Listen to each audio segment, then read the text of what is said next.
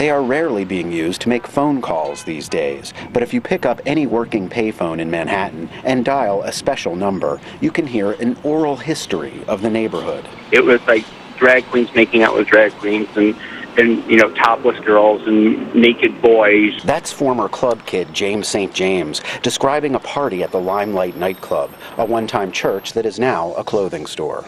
All the oral histories are about the year 1993. 1993 was a war zone in New York. Cabbies were being killed from 30 to 60 a year. Cable Access host Robin Bird describes how Times Square has transformed. It's too bad it's changed because now it's very pasteurized, homogenized. It's all to promote an exhibit at the new Museum of Contemporary Art. Racial politics, gender and sexuality, an engagement with pop culture and television and music.